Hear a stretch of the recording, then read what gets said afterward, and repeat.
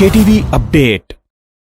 कादियानी जमात की कानून की गिरफ्त से भागने की एक और साजिश नाकाम। कादियानी जमात पाकिस्तान के सरबराह खालिद शाह और दूसरे अहम ओहदेदारों मलिक खालिद मसूद, मिर्जा फजल अहमद, सालिक अहमद और रुहान अहमद वगैरह के खिलाफ कानून नाफिज करने वाले इदारों ने 26 मई 2020 को कुरान पाक के तहरीफ शुदा नुस्खों को फैलाने के इल्जाम में मुकदमा दर्ज किया था। कादियानी जमात ने इन तमाम अहम मुल्जिमान को कानून की गिरफ्त से बचाने और तफ्तीश के अमल पर असर अंदाज होने के लिए ओछे हथकंडे इस्तेमाल करते हुए मुतलका तफ्तीशी अफसर को भारी रिश्वत देने और डराने धमकाने की कोशिश की, जिस पर कादियानी जमात के नुमाइंदों के खिलाफ FIR दर्ज कर दी गई है। FIR के मुताबिक कादियानी जमात के नुमाइंदों जहीर अहमद और सलीमुद्दीन का कहना था कि कुरान मजीद के तहरीफ शुदा नुस्खों को फैलाने के केस में नामजद अहम कादियानी ओहदेदारों को